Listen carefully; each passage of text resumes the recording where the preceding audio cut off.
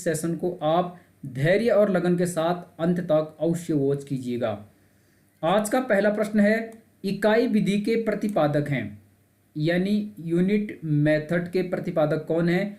John Dewey, Herbert Spencer, H C. Morrison या B S. Bloom. बताइए इकाई विधि के प्रतिपादक कौन है? प्रश्न का सही उत्तर ऑप्शन नंबर सी होगा। एच.सी. मॉरिसन को इकाई विधि का प्रतिपादक माना जाता है। आप जानते हैं मैंने शिक्षण की विधियां और उनके जनक या प्रतिपादक से संबंधित वीडियो ऑलरेडी पहले बना चुका हूं। यहां पर मैं फिर से आपको एक बार बता देता हूं कि कौन किसके जनक हैं, तो आप रिवीजन कर लीजिए। आगमन विधि के अरस्तु, निगमन विधि अरस्तु, किंडरगार्टन विधि फ्रोबेल, डाल्टन विधि हेलन पार्कहर्स्ट, प्रोजेक्ट या जिसे परियोजना विधि कहते हैं इसके जनक हैं विलियम किलपैट्रिक, और जॉन डीबी भी इससे संबंधित हैं। खोज विधि, ह्यूरिस्टिक विधि, अन्वेषण विधि या अनुसंधान विधि, इसके प्रवर्तक माने जाते हैं एच.ई. आर्मस्ट्रांग। सूक्ष्म शिक्षण के ड्वाइट एलन या कई जगह रॉबर्ट बुश भी इसे लिखा रहता है। प्रश्न उत्तर विधि यानी क्वेश्चन आंसर मेथड के हैं सुकरात, और समस्या समाधान विधि यानी प्रॉब्लम सॉल्विंग मेथड के भी सुकरात ही हैं। तो ऐसे आपको इन्हें ध्यान में रखना है, ये आपके काम आएंगे यदि इनसे संबंधित कोई प्रश्न आता है शिक्षण से संबंधित किसी भी परीक्षा में, तो आप गलत करने से बच जाओगे। प्रश्नावली विधि दी है वुडवर्थ ने, संवाद विधि प्लेटो की है, इकाई विधि यहाँ पर आप देख लीजिए यह एच.सी. मॉरिसन की है, समाज मितीय विधि यानी सोशियोमेट्री मेथड यह जैकब एल मैरिनो की है, मॉन्टेसरी विधि है डॉक्टर मारिया मॉन्टेसरी की, रेखीय अभिक्रमित अनुदेशन जिसे बाह्य अनुदेशन भी कहते हैं इसके प्रवर्तक हैं बी.एफ. स्किनर, और शाखीय अभिक्रमण अनुदेशन जिसे आंतरिक अनुदेशन भी कहते हैं इसके प्रवर्तक हैं नॉर्मन ए. क्राउडर। बिनेटिका विधि दी है कार्ल वासबर्न ने, ब्रेल लिपि दी है लुइस ब्रेल ने जो कि दृष्टिबाधित लोगों के लिए होती है। बुनियादी विधि दी है महात्मा गांधी ने जिसे बेसिक एजुकेशन कहते हैं या कई जगह नई तालीम भी कहते हैं। वार्ता शिक्षा सम्मेलन 1937 में उन्होंने इसे दिया था। अगला यहाँ पर है अनुकरण विधि यानी इमिटेशन मेथड, अल्बर्ट बंडूरा ने दी है। बुद्धिशीलता मस्तिष्क विधि या मंथन विधि जिसे ब्रेन स्टॉर्मिंग मेथड कहते हैं यह दी है ए.एफ. ऑसबोर्न ने। खेल विधि यानी प्ले वे मेथड दी है फ्रोबेल ने, और हेनरी कुक भी इससे जुड़े हैं। पर्यटन विधि या इसे भ्रमण विधि भी कहते हैं यह दी है पेस्टालॉजी ने। करके सीखना यानी लर्निंग बाय डूइंग इससे संबंधित हैं जॉन डीबी। ड्रेकाली विधि दी है ड्रेकाली ने। मूल्यांकन विधि दी है जे.एम. राइस ने, और इकाई विधि फिर से यहाँ पर मैंने डाला है एच.सी. मॉरिसन ने। तो देख लीजिए आप, ये काफ़ी इंपॉर्टेंट हैं और यहाँ से प्रश्न बन सकता है, तो इन्हें आप ध्यान में रखिएगा। यदि यहाँ से कोई भी प्रश्न बनता है तो आप गलत करने से बच जाएंगे। ठीक है, अब हम अगले प्रश्न की तरफ बढ़ते हैं और अच्छे से प्रश्न पर डिस्कस करते हैं। यहाँ पर अगला प्रश्न है, शिक्षण मशीन का निर्माण किया था। शिक्षण मशीन का निर्माण किसने किया था?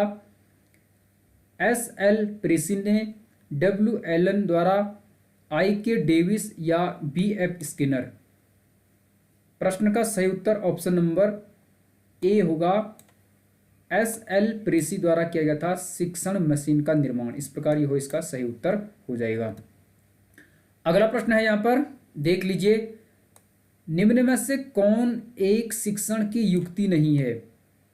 शिक्षण की युक्ति या कई जगह शिक्षण की तकनीक भी लिखा होगा, तो इन चारों में से कौन एक शिक्षण की युक्ति या शिक्षण की तकनीक नहीं है? विवरण यह तो शिक्षण की तकनीक है, वर्णन भी शिक्षण का तकनीक है, व्याख्या भी शिक्षण की तकनीक है, लेकिन संग्रहण शिक्षण की तकनीक नहीं है। यह इसका उत्तर हो जाएगा ऑप्शन नंबर डी। मुझे लगता है आप समझ चुके होंगे इसे अच्छे से। यहाँ पर मैं आपको फिर से शिक्षण की युक्तियाँ या तकनीक बता देता हूँ। विवरण तकनीक, वर्णन तकनीक, व्याख्या तकनीक, निदर्शन तकनीक, स्पष्टीकरण तकनीक, पर्यवेक्षित अध्ययन तकनीक, स्व अध्याय तकनीक और पुनरावृत्ति तकनीक। तो यहाँ पर शिक्षण की युक्तियाँ या शिक्षण की तकनीकें हैं जो कि यहाँ पर 8 हैं। आप इसका स्क्रीनशॉट भी ले सकते हैं, इन्हें समझने के लिए, ठीक है, ताकि आपको किसी प्रकार की कोई दिक्कत ना हो।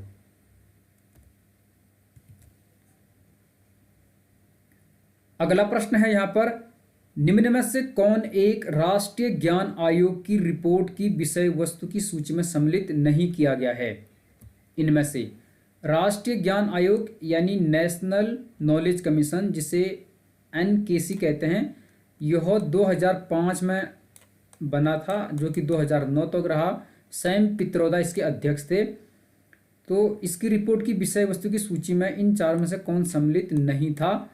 विद्यालय शिक्षा इसमें था, मुक्त एवं दूरस्थ शिक्षा यानी फ्री एंड डिस्टेंस एजुकेशन, व्यावसायिक शिक्षा भी था, लेकिन अध्यापक शिक्षा इसमें नहीं था। ऑप्शन नंबर बी इस प्रश्न का सही उत्तर होगा। मुझे लगता है आप समझ चुके होंगे इसे। अगला प्रश्न है यहाँ पर,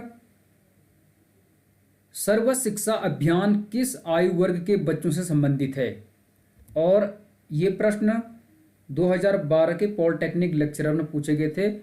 तो SSA यानी सर्व शिक्षा अभियान किस आयु वर्ग के बच्चों से संबंधित हैं? 3 से 5 वर्ष के बच्चों के लिए, 6 से 14 वर्ष के बच्चों के लिए, 11 से 14 वर्ष के बच्चों के लिए, या 7 से 10 वर्ष के बच्चों के लिए? प्रश्न का सही उत्तर है ऑप्शन नंबर बी, 6 से 14 वर्ष के बच्चों के लिए है सर्व शिक्षा अभियान यानी SSA। और इसकी शुरुआत अटल बिहारी वाजपेयी द्वारा की गई थी, जिसका मूल उद्देश्य 6 से 14 वर्ष तक के बच्चों को उनका मौलिक अधिकार यानी मुफ्त और अनिवार्य प्राथमिक शिक्षा प्राप्त कराना था। आप जानते हैं कि 86वें संविधान संशोधन अधिनियम 2002 द्वारा भारतीय संविधान के भाग 3 अनुच्छेद 21 में एक नया भाग जोड़ा गया, अनुच्छेद 21A करके, और जिसे 6 से 14 वर्ष तक के बच्चों के लिए शिक्षा को एक फंडामेंटल राइट्स बनाएगा यानी मौलिक अधिकार बनाएगा। तो आप इसे समझ चुके होंगे यहाँ पर अच्छे से, ठीक है। इसी प्रकार के प्रश्न यहाँ से पूछे जाते हैं।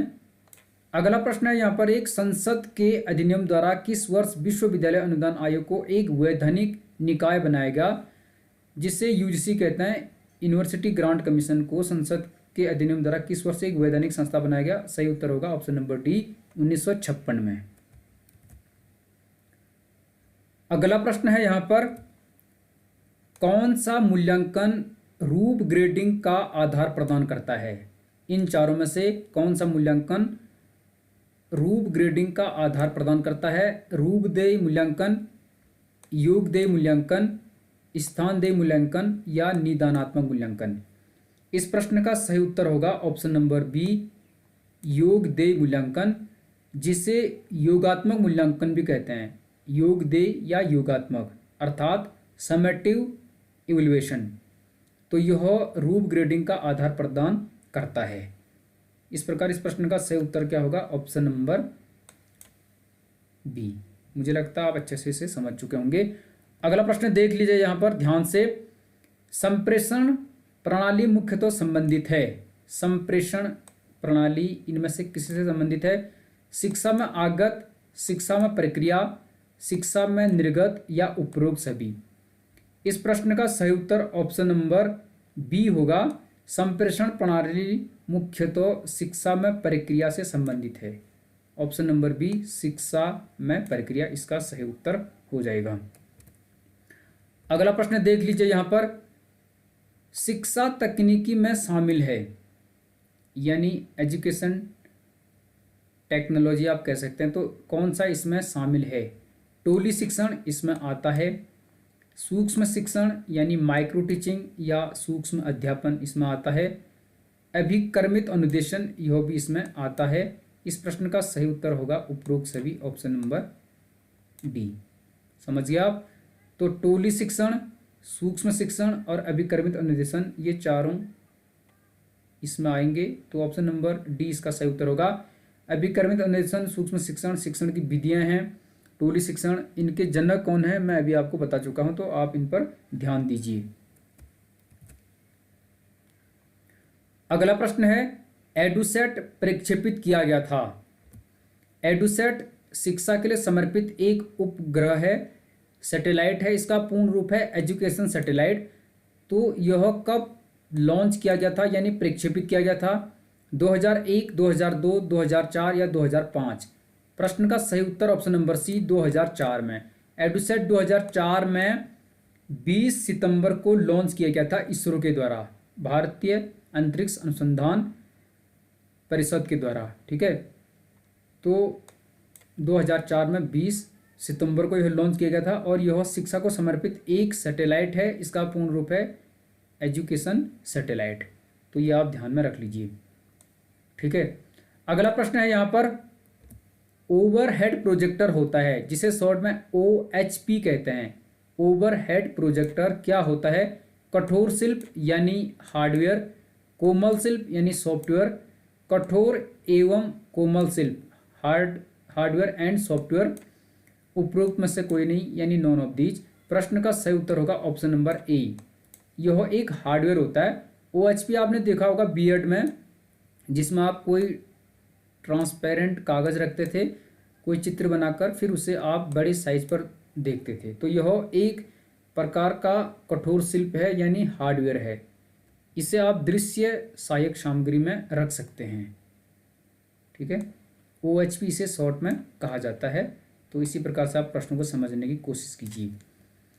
अगला प्रश्न है यहाँ पर, शिक्षा बिना बोझ के यानी एजुकेशन विदाउट बर्डन नामक रिपोर्ट प्रस्तुत की थी। शिक्षा बिना बोझ के नामक रिपोर्ट किसने प्रस्तुत की थी? जनार्दन समिति ने नहीं की थी, पटेल समिति नहीं था, राम मूर्ति समिति भी नहीं था। प्रश्न का सही उत्तर यशपाल समिति। प्रोफेसर यशपाल की अध्यक्षता में एक कमेटी गठित की गई थी जिसे राष्ट्रीय संचालन समिति भी कहते हैं। तो प्रोफेसर यशपाल उसके अध्यक्ष थे, इसलिए इसे यशपाल समिति कहते हैं। इन्होंने जो शिक्षा पर अपनी रिपोर्ट दी उसका शीर्षक रखा शिक्षा बिना बोझ के यानी एजुकेशन विदाउट बर्डन, और यह समिति गठित की गई थी 1992-93 में। 1992-93 में प्रोफेसर यशपाल इसके अध्यक्ष थे, और उसके बाद इन्हीं की जो रिपोर्ट थी इसी के आधार पर 2005 में फिर NCF भी आया। ठीक है, नेशनल करिकुलम फ्रेमवर्क, उसमें भी एजुकेशन विदाउट बर्डन की बात कही गई थी। अगला प्रश्न है, प्राथमिक शिक्षा में शाला त्याग का संबंध है। ठीक है, प्राथमिक शिक्षा में शाला त्याग का क्या संबंध है, यहाँ पर आप बताने की कोशिश कीजिए, प्रश्न को समझने की कोशिश कीजिए। शाला त्याग, शाला त्याग को अंग्रेजी में कहेंगे ड्रॉप आउट। ड्रॉप आउट यानी जब बच्चा स्कूल छोड़ देता है किसी वजह से, तो उसे हिंदी में शाला त्याग कहते हैं और अंग्रेजी में इसे ड्रॉप आउट कहेंगे। ऑप्शन है अपव्यय से, अवरोधन से, अपव्यय एवं अवरोधन से, उपरोक्त में से कोई नहीं। तो प्राथमिक शिक्षा में शाला त्याग का संबंध किससे है? इसका सही उत्तर ऑप्शन नंबर सी होगा, अपव्यय एवं अवरोधन से। ठीक है, और आपको यहाँ पर बता देता हूँ कि अपव्यय क्या होता है। शिक्षा में अपव्यय से क्या तात्पर्य है? अपव्यय से तात्पर्य है कि यदि कोई छात्र स्कूल में प्रवेश करने के 2 या 3 वर्ष बाद स्कूल छोड़ देता है तो उसका कोर्स अधूरा रह जाता है, और इस प्रकार उस पर समय और धन का अपव्यय होता है, जिससे शिक्षा में अपव्यय के नाम से जाना जाता है।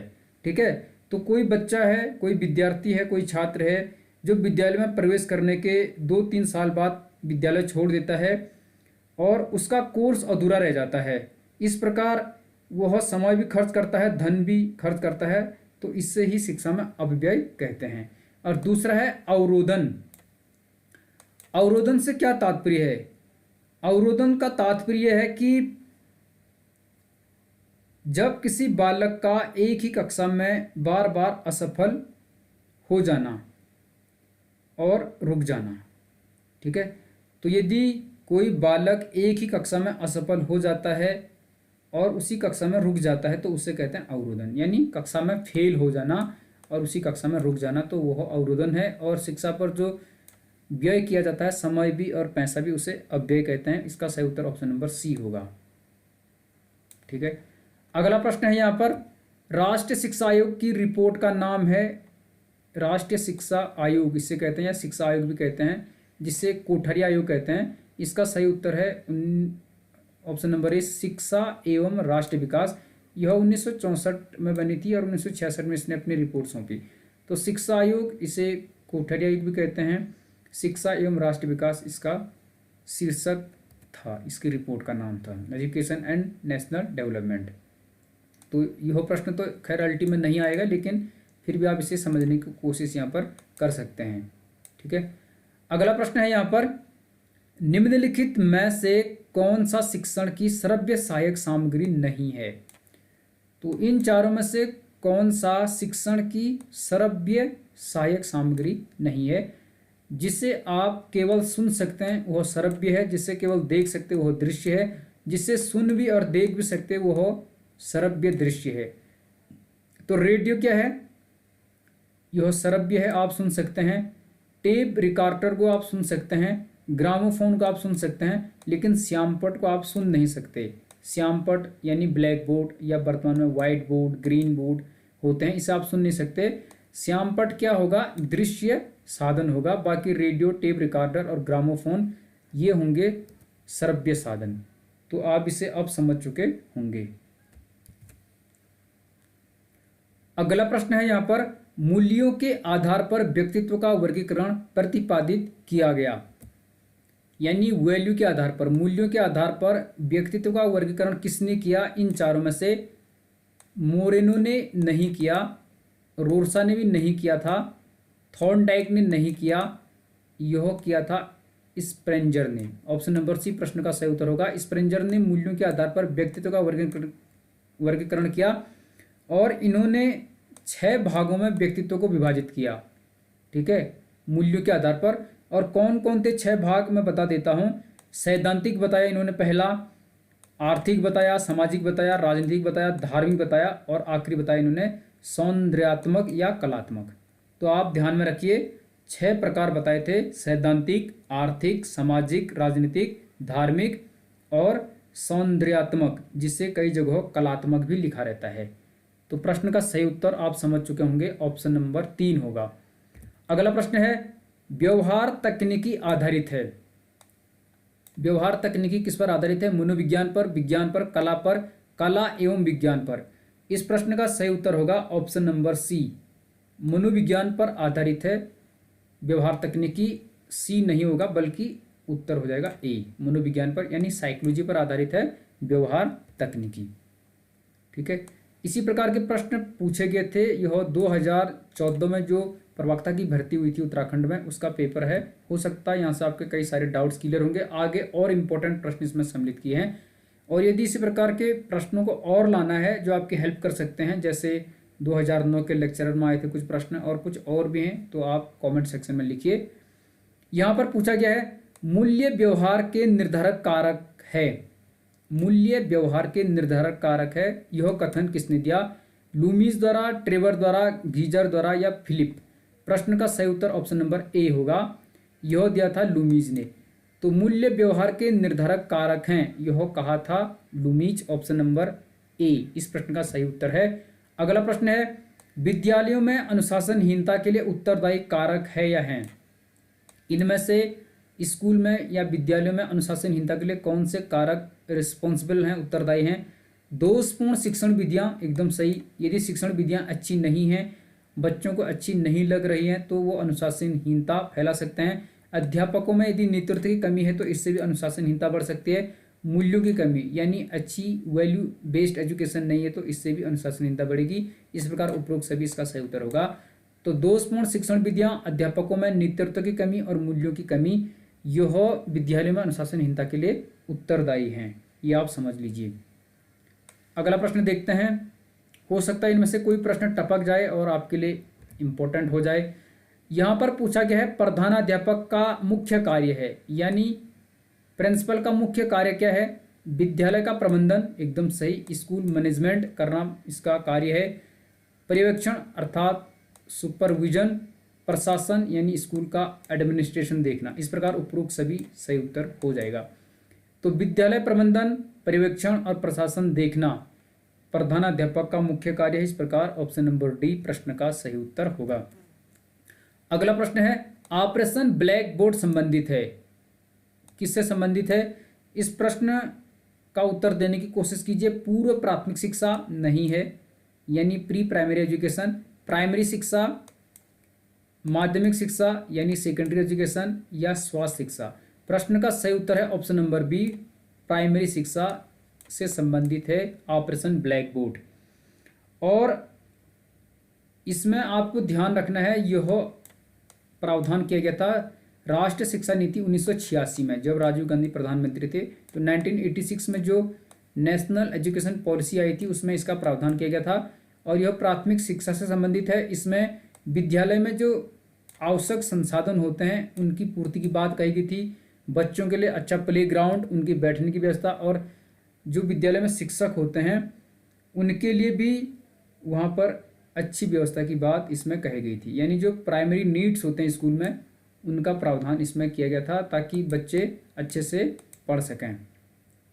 अगला प्रश्न है यहाँ पर, मूल्य ह्रास का एक कारण हो सकता है, यानी मूल्य ह्रास का एक कारण इनमें से कौन सा हो सकता है? जनसंख्या विस्फोट, अधिक शिक्षा तो नहीं हो सकता, धनी होना भी नहीं हो सकता है, वैज्ञानिक जागरूकता नहीं हो सकता। ऑप्शन नंबर 1 सही उत्तर होगा, अधिक जनसंख्या। यानी जब जनसंख्या ज़्यादा बढ़ेगी तो उससे मूल्य ह्रास हो सकते हैं। तो इस प्रश्न का सही उत्तर ऑप्शन नंबर ए हो जाएगा।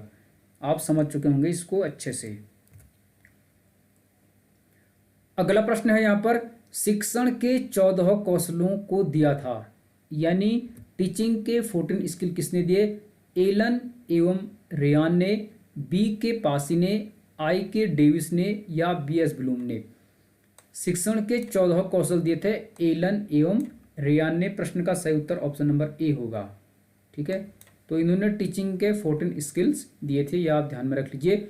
अगला प्रश्न है, स्वतंत्रता के पश्चात भारत सरकार के प्रथम शिक्षा मंत्री कौन थे? प्रश्न का सही उत्तर मौलाना अबुल कलाम आज़ाद साहब स्वतंत्र भारत के प्रथम शिक्षा मंत्री थे और इनका जन्म दिन होता है 11 नवंबर को, इसलिए भारत में 11 नवंबर को राष्ट्रीय शिक्षा दिवस के रूप में मनाया जाता है, राष्ट्रीय शिक्षा दिवस। और शिक्षक दिवस कब होता है?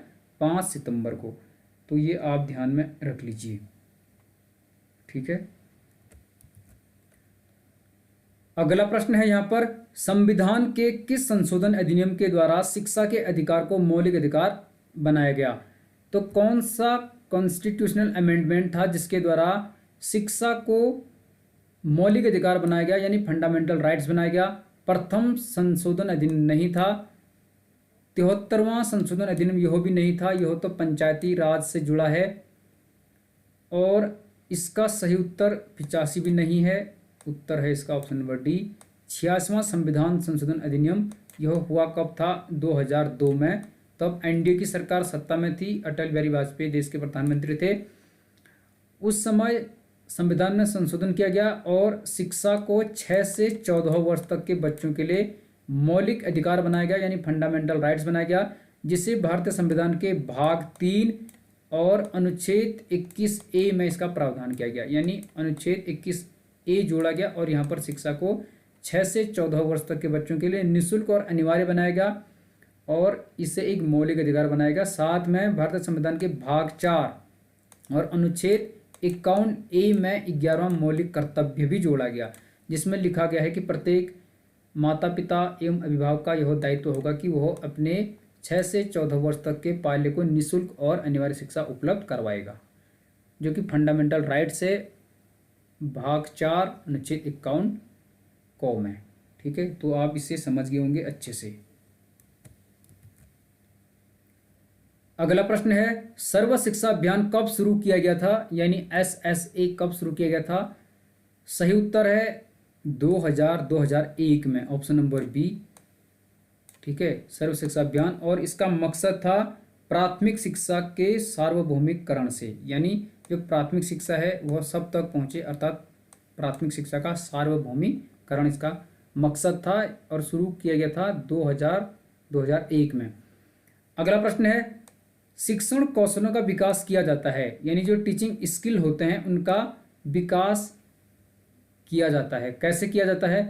प्रणाली विश्लेषण द्वारा नहीं, अंतः क्रिया विश्लेषण द्वारा भी नहीं, क्रियात्मक अनुसंधान द्वारा यानी एक्शन रिसर्च से नहीं। प्रश्न का सही उत्तर होगा सूक्ष्म शिक्षण के द्वारा, यानी जो आप माइक्रो टीचिंग करते हो, सूक्ष्म शिक्षण करते हो, सूक्ष्म अध्यापन करते हो, जब आप बीएड कर रहे होते हैं, डीएलएड कर रहे होते हैं, उस समय आप माइक्रो टीचिंग करते हो, जिसका मकसद होता है शिक्षण कौशलों को विकसित करना, शिक्षण की विधियाँ, शिक्षण के सूत्र, शिक्षण की तकनीक, युक्तियाँ और शिक्षण के कौशलों को जानना, समझना और एक अच्छे प्रभावी शिक्षक के गुण अपने आप में विकसित करना इसका मकसद होता है। यहाँ पर मैं आपको शिक्षण के कौशल फिर से बता देता हूँ ताकि आपका रिवीजन हो जाए। पाठ परिचय कौशल, जिसे विन्यास, प्रेरण या प्रस्तावना कौशल कहते हैं। शैक्षणिक लेखन कौशल, उद्दीपन परिवर्तन कौशल, बूझने वाले प्रश्न कौशल, जिसे खोजपूर्ण प्रश्न कौशल कहते हैं, यानी प्रोबिंग क्वेश्चन आप कह सकते हैं। उदाहरण द्वारा स्पष्टीकरण कौशल, पाठ समापन कौशल यानी क्लोजर स्किल, व्याख्यान कौशल, इसे संप्रेषण कौशल भी कहते हैं। व्याख्या कौशल यानी स्पष्टीकरण कौशल, श्यामपट्ट का प्रयोग कौशल यानी ब्लैक बोर्ड स्किल आप इसे कह सकते हैं, जब टीचर ब्लैक बोर्ड का यूज करता है। दृश्य श्रव्य सामग्री का प्रयोग कौशल, कक्षा प्रबंधन का कौशल यानी क्लास मैनेजमेंट, छात्रों की भागीदारी में वृद्धि का कौशल, छात्रों के ध्यान देने योग्य व्यवहार को पहचानने का कौशल, मौन एवं अशाब्दिक उद्दीपन कौशल, प्रश्न पूछने का प्रवाह कौशल यानी प्रश्नीकरण कौशल भी इसे कहते हैं, गृह कार्य देने का कौशल, जब टीचर बच्चों को होम असाइनमेंट देता है, होमवर्क देता है। अगला है नियोजित पुनरावृत्ति का कौशल, दृष्टांत कौशल और पुनर्बलन कौशल, जैसे सकारात्मक पुनर्बलन, नकारात्मक पुनर्बलन और दंडात्मक पुनर्बलन, यानी 3 प्रकार के पुनर्बलन होते हैं। तो यहाँ पर मैंने आपको शिक्षण के कौशल बता दिए, इनको भी आप ध्यान में रख लीजिए, हो सकता है यहाँ से प्रश्न का निर्माण हो जाए।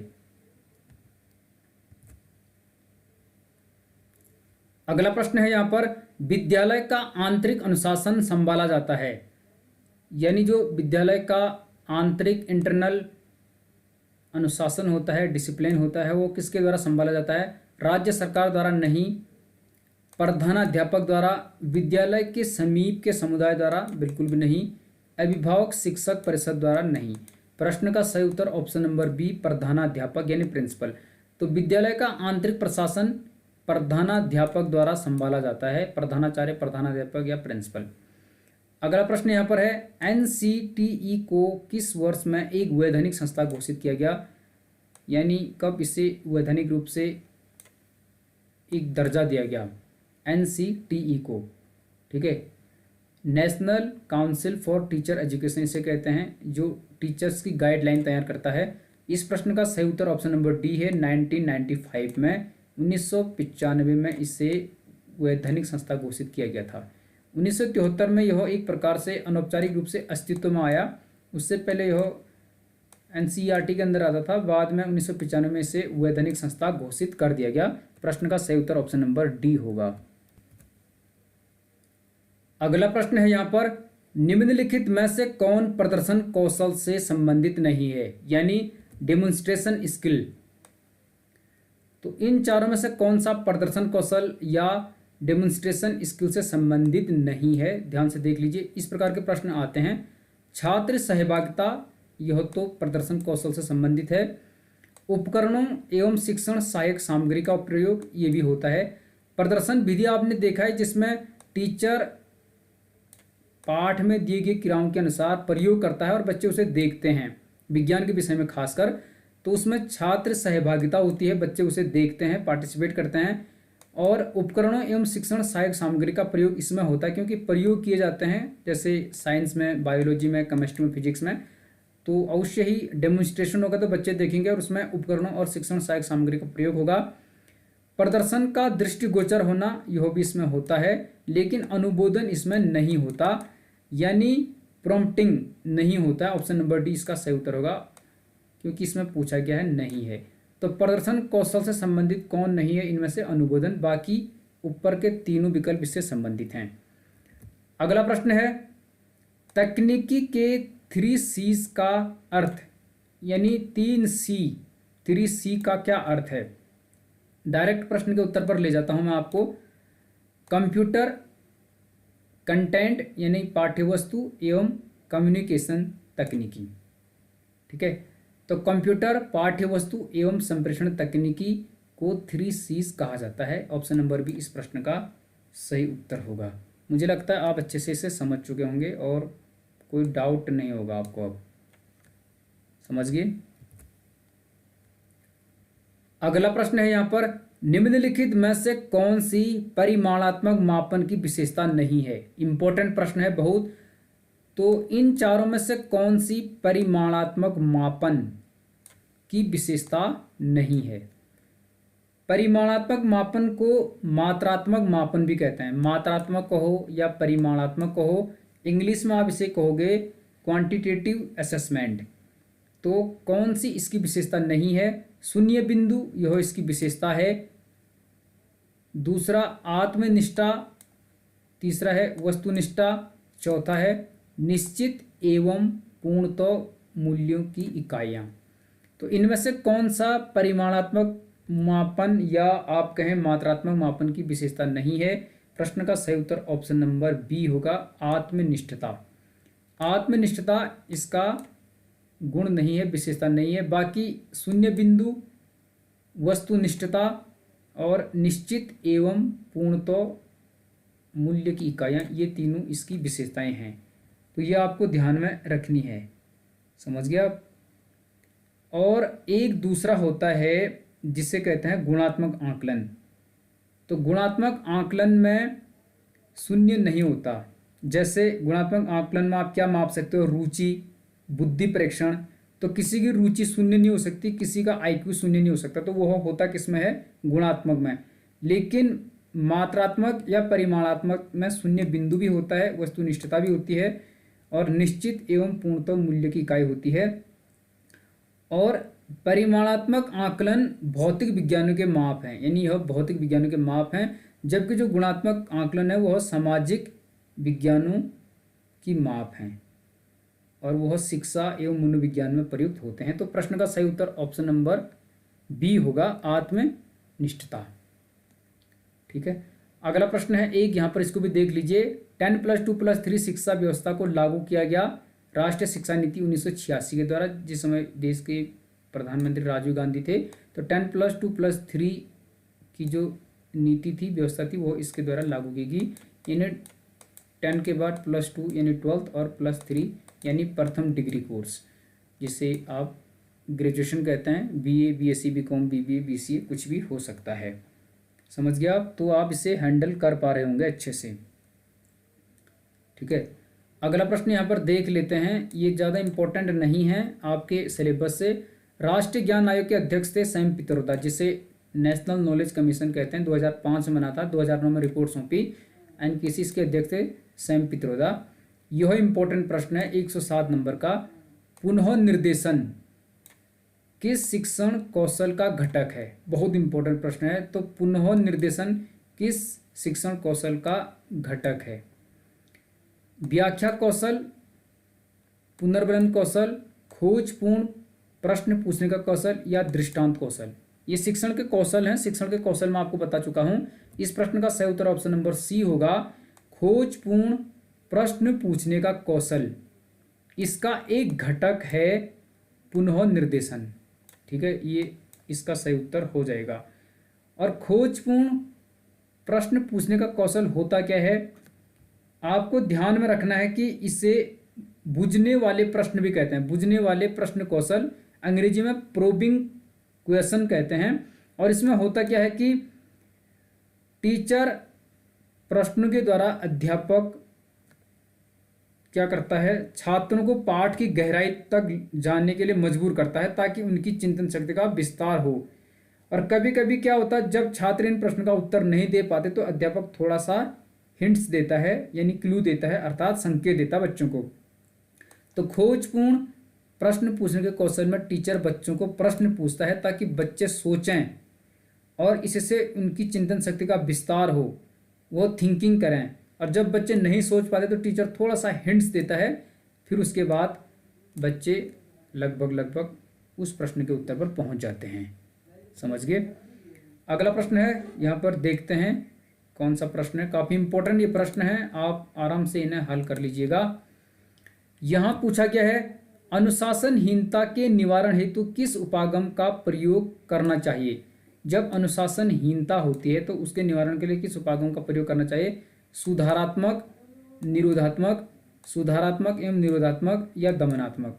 इस प्रश्न का सही उत्तर होगा ऑप्शन नंबर सी, सुधारात्मक एवं निरोधात्मक उपागम का प्रयोग करना चाहिए अनुशासनहीनता के निवारण के लिए। ऑप्शन नंबर सी प्रश्न का सही उत्तर होगा। ठीक है, बाकी राष्ट्रीय उच्चतर शिक्षा अभियान जिसे रूसा कहते हैं उच्च शिक्षा के लिए है, यह शुरू किसके द्वारा किया गया था? मानव संसाधन विकास मंत्रालय द्वारा, यानी HRD मिनिस्ट्री के द्वारा इसे शुरू किया गया था, उच्च शिक्षा से संबंधित है। अगला प्रश्न है ये काफी इंपॉर्टेंट है, इसे देख लीजिए आप, बहुत इंपॉर्टेंट यह प्रश्न है। कौन सा शिक्षण अभ्याहू प्रभुत्ववादी शिक्षण अभ्याहू में सम्मिलित नहीं है? इनमें से शिक्षण अभ्याहू का मतलब टीचिंग स्ट्रेटजी, ठीक है, तो इन 4 शिक्षण अभ्याहू में से यानी टीचिंग स्ट्रेटजी में से कौन सा प्रभुत्ववादी शिक्षण अभ्याहू, प्रभुत्ववादी शिक्षण अभ्याहू मतलब ऑटोक्रेटिक टीचिंग स्ट्रेटजी में सम्मिलित नहीं है?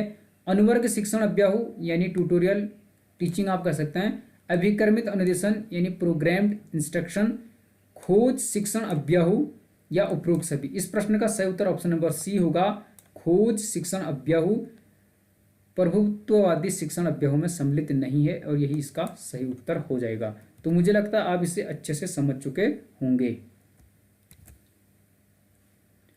आज का आखिरी प्रश्न यह है, मानव आवश्यकताओं का पदानुक्रम दिया गया, यानी ह्यूमन नीड्स से संबंधित पदानुक्रम किसने दिया? मानव आवश्यकताओं का पदानुक्रम स्किनर ने नहीं दिया, BS ब्लूम ने नहीं दिया, फ्लेंडर ने भी नहीं दिया, यह दिया था अब्राहम मास्लो ने। ठीक है, इनकी एक प्रसिद्ध पुस्तक है ए थ्योरी ऑफ ह्यूमन मोटिवेशन, इसमें इन्होंने मानव आवश्यकताओं का सिद्धांत दिया, उसके क्रम बताए। मैं आपको यहाँ पर अच्छे से समझा देता हूँ कि क्या था अब्राहम मास्लो का मानवतावाद का सिद्धांत, ताकि आप इससे हमेशा के लिए अच्छे से समझ सकें। यहाँ पर मैंने इसे मेंशन किया है, अब्राहम मैस्लो का मानवतावादी सिद्धांत, इन्होंने यह 1954 में दिया था, 1954 में। इसके अन्य नाम है, इतने नामों से इसे जाना जाता है, मानवतावादी सिद्धांत, आवश्यकता का सिद्धांत, अभिप्रेरणा का सिद्धांत या मांग सिद्धांत भी इसे कहते हैं। तो इनमें से कोई भी शब्द प्रयुक्त हो सकता है कभी, यदि ऑप्शन बनते हैं तो आप इसे ध्यान में रख लीजिए। अब हम थोड़ा सा पढ़ लेते हैं, मैं इसको बता देता हूँ आपको, सारा डाउट्स आपके यहाँ पर क्लियर होंगे, आप इसे हमेशा के लिए समझ पाओगे। इस सिद्धांत का प्रतिपादन व्यक्तित्व के संदर्भ में किया गया, यानी व्यक्ति के व्यक्तित्व के संदर्भ में इसका प्रतिपादन किया गया। मैस्लो ने अभिप्रेरणा को महत्वपूर्ण स्थान दिया है, यानी मोटिवेशन को अब्राहम मैस्लो ने इंपॉर्टेंट स्थान दिया है, और बताया है कि व्यक्ति की आंतरिक शक्तियां ही उसके लिए अभिप्रेरकों का कार्य करती हैं, यानी इंसान के अंदर जो आंतरिक शक्तियां होती हैं वही उसको प्रेरित करते हैं, अभिप्रेरित करते हैं, अतः मोटिवेट करती हैं। मैस्लो के अनुसार व्यक्ति इन आवश्यकताओं की पूर्ति के लिए संबंधित सामग्री यानी साधन जुटाता है। व्यक्ति के अंदर जो आंतरिक शक्तियां हैं वह उसे प्रेरित करती हैं, अभिप्रेरित करती हैं। फिर व्यक्ति इन आवश्यकताओं की पूर्ति के लिए जो उसकी बेसिक नीड्स होती हैं उनके लिए सामग्री या साधन जुटाता है, और अनुकूल प्रतिकूल वस्तु, तथ्य, क्रिया एवं परिस्थिति आदि की व्याख्या करता है। उन्होंने आवश्यकताओं को वर्गीकृत कर इन्हें एक उत्तरोत्तर क्रम दिया जिसे आरोही पद सोपान कहा जाता है। तो अब्राहम मैस्लो ने इंसान की जो नीड्स हैं, मुख्य नीड्स हैं, उनको वर्गीकृत किया और उन्हें एक उत्तरोत्तर क्रम दिया जिसे आरोही पद सोपान कहते हैं, क्योंकि यह आरोही क्रम में माने जाते हैं। उनको मैंने यहाँ पर मेंशन किया है, कई बार इन्हीं के बीच में से प्रश्न का निर्माण कर लिया जाता है, इसलिए आप इन्हें अच्छे से समझ लीजिए। स्क्रीनशॉट भी आप ले सकते हैं। पहली आवश्यकता इन्होंने बताई इंसान की शारीरिक आवश्यकताएं यानी फिजिकल नीड्स। इसमें इन्होंने क्या कहा? व्यक्ति की मूलभूत एवं सबसे महत्वपूर्ण आवश्यकता। तो शारीरिक आवश्यकता को अब्राहम मैस्लो ने व्यक्ति की मूलभूत यानी फंडामेंटल और सबसे इंपॉर्टेंट आवश्यकता माना। इसमें इन्होंने भोजन, पानी, आराम एवं यौन क्रिया आदि आवश्यकताएं का जिक्र किया, यानी इंसान के लिए भोजन, पानी, आराम और यौन क्रियाएं इंपॉर्टेंट इन्होंने बताया। इन आवश्यकताओं की पूर्ति किए बिना वह प्राय इससे ऊपर के स्तर की आवश्यकताओं की प्राप्ति की बात ही नहीं सोच पाता। तो जब तक इंसान की प्राइमरी नीड्स कंप्लीट नहीं होती, जैसे रोटी, कपड़ा, मकान है, तब तक व्यक्ति इससे ऊपर की आवश्यकताओं के बारे में सोचता भी नहीं है। जब ये आवश्यकताएं पूरी हो जाएंगी तो उसके बाद वह अगली आवश्यकता के बारे में सोचेगा। अगली आवश्यकता इन्होंने बताई सुरक्षा की आवश्यकता यानी सिक्योरिटी। इसमें इन्होंने शारीरिक सुरक्षा, जीवन में स्थिरता, निर्भरता, बचाव, भय, चिंता आदि की बात कही। नियम कानून का निर्माण और उनका पालन करने की बात इन्होंने इसमें कही। तो सुरक्षा की आवश्यकता में इन्होंने इन बातों का जिक्र किया। तीसरा चरण इन्होंने बताया संबद्धता एवं स्नेह की आवश्यकता, यानी प्रेम एवं स्नेह की आवश्यकता। तो इसमें उन्होंने कहा कि व्यक्ति को परिवार एवं समाज में प्रतिष्ठा एवं सम्मान प्राप्त करने, स्नेह देने व स्नेह पाने की जरूरत होती है। यदि वह जो शारीरिक आवश्यकता और सुरक्षा की आवश्यकताओं को पूर्ण कर लेता है तो वह इस स्तर पर पहुंच जाता है जिसमें वह परिवार से, समाज से प्रतिष्ठा की मांग करता है, सम्मान की मांग करता है, इच्छा रखता है और स्नेह देना एवं स्नेह पाने की आकांक्षा रखता है, यानी प्यार प्रेम की भावना यहाँ पर उसमें होती है। अगला प्रश्न है यहाँ पर, प्रश्न हम नहीं कहेंगे, चौथा चरण इन्होंने बताया सम्मान की आवश्यकता। तो सम्मान की आवश्यकता में इन्होंने क्या बताया, आत्मसम्मान व सम्मान पाने, स्वयं की योग्यता व क्षमता की पहचान, आत्मविश्वास, उपलब्धि, स्वतंत्रता आदि भावनाओं को विकसित करता है, दूसरों से प्रशंसा, प्रतिष्ठा व सम्मान प्राप्त करता है। तो सम्मान को इन्होंने चौथे नंबर पर रखा। इसमें व्यक्ति दूसरों से अपनी प्रशंसा, प्रतिष्ठा और सम्मान प्राप्त करने की इच्छा रखता है और आत्मविश्वास, उपलब्धि, स्वतंत्रता आदि भावनाओं को अपने आप में विकसित करता है। इसके बाद इन्होंने पांचवा जो स्तर बताया, जो सबसे ऊपर है, इससे उन्होंने कहा आत्मसिद्धि की आवश्यकता। और इसमें उन्होंने क्या कहा, जहां वह यानी व्यक्ति सभी योग्यताओं एवं अंतः क्षमताओं से पूर्णतः अवगत हो जाता है, यानी पूर्ण रूप से आप विकसित कह सकते हैं, जहां व्यक्ति समस्त योग्यताओं से, समस्त अंतः क्षमताओं से पूर्ण रूप से अवगत हो जाता है, यानी एक प्रकार का विकसित परिवार, विकसित व्यक्ति आप कह सकते हैं। तो ये 5 स्तर बताए उन्होंने। सबसे पहले उन्होंने कहा शारीरिक आवश्यकता, जो मैं बता चुका हूँ। दूसरे पर ऊपर के क्रम में सुरक्षा की आवश्यकता, फिर इससे ऊपर उन्होंने बताया संबद्धता एवं स्नेह की आवश्यकताएं, यानी प्यार प्रेम स्नेह। फिर इससे ऊपर बताया इन्होंने सम्मान की आवश्यकता, फिर सबसे ऊपर बताया आत्मसिद्धि की आवश्यकताएं। इन ऊपर के तीनों को इन्होंने उच्च स्तर कहा, हाई लेवल, और जो प्रथम 2 हैं शारीरिक और सुरक्षा वाली, उनको इन्होंने निम्न स्तर कहा। तो ये थी अब्राहम मैस्लो का मानवतावादी सिद्धांत, या आप इसे मानवतावादी सिद्धांत, आवश्यकता का सिद्धांत, अभिप्रेरणा का सिद्धांत या मांग का सिद्धांत भी कहते हैं। तो मुझे लगता है इसे आप अच्छे से समझ चुके होंगे, आपको यहाँ पर कई फायदा भी हुआ होगा। आज का आखिरी प्रश्न यह है, भारत में इंटरनेट सुविधा प्रारंभ की गई, इसका उत्तर आप बताने की कोशिश कीजिए कि इंडिया में इंटरनेट की सुविधा कब प्रारंभ की गई। तो यही आज का आखिरी प्रश्न है और मुझे लगता है आज के ये प्रश्न आपके लिए काफ़ी इंपॉर्टेंट रहे होंगे। यदि प्रश्न अच्छे लगे तो वीडियो को लाइक कर लीजिएगा, क्योंकि कई प्रश्न पत्रों को कलेक्ट करके मोस्ट इम्पोर्टेंट क्वेश्चन को इसमें सम्मिलित किया गया है।